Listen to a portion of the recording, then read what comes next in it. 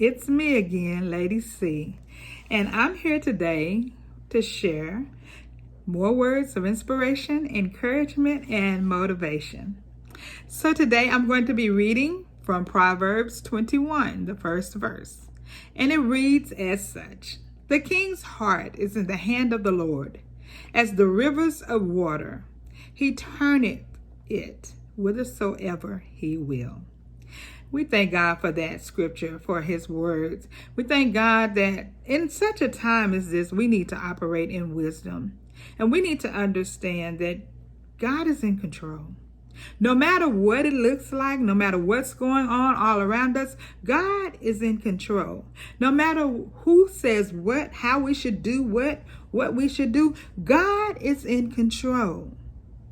He knew that the virus would break out all over the world before it broke out all over the world. He knew that there would be fear, pandemic, panic, and an epidemic. People would panic. They would begin to buy up everything and hoard everything. He knew that jobs would be lost. He knew that sickness would touch the lives of many and the hospitals would be overcrowded. God already knew. He is our Alpha and our Omega, the beginning and the end.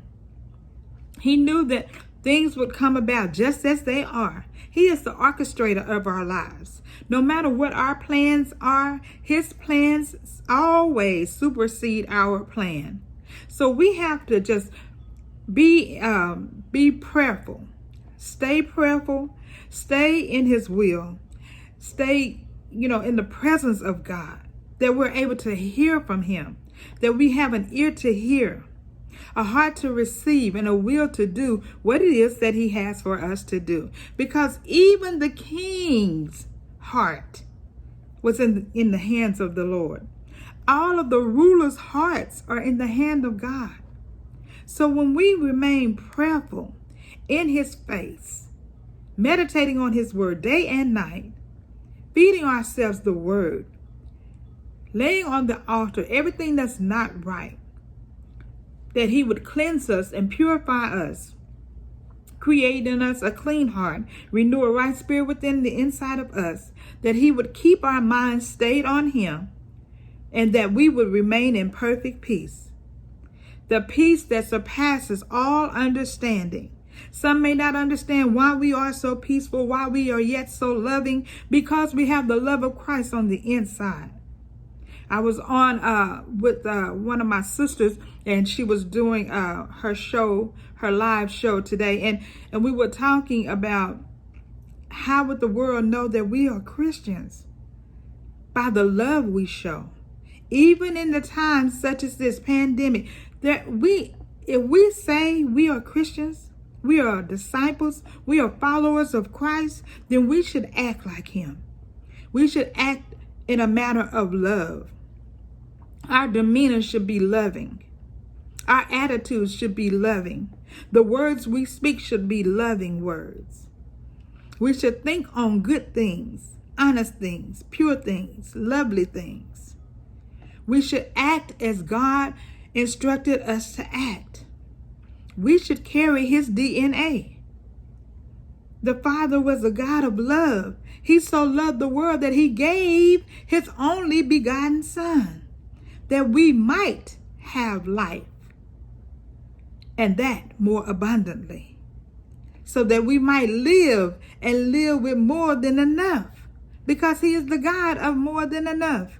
El Shaddai, the God of more than enough.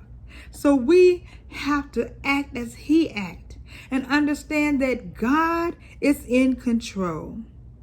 Walk in wisdom, knowing that, in Solomon's day, the rulers were gods, and they thought they were in control. But not so, because the king's heart is in the hand of the Lord. As the rivers of water, God turns the rivers and channels and turns them any which way he wants to. So as the rivers of water, he turn it whatsoever he will. He can turn the king's heart. He can turn every leader in the nation's heart. The governors, the mayors, the judges, the president, he can change their hearts.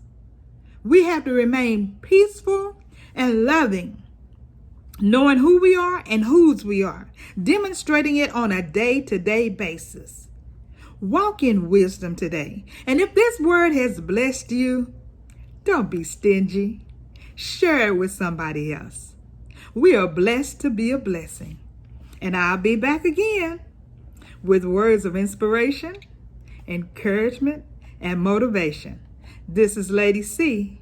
Have a blessed rest of your day.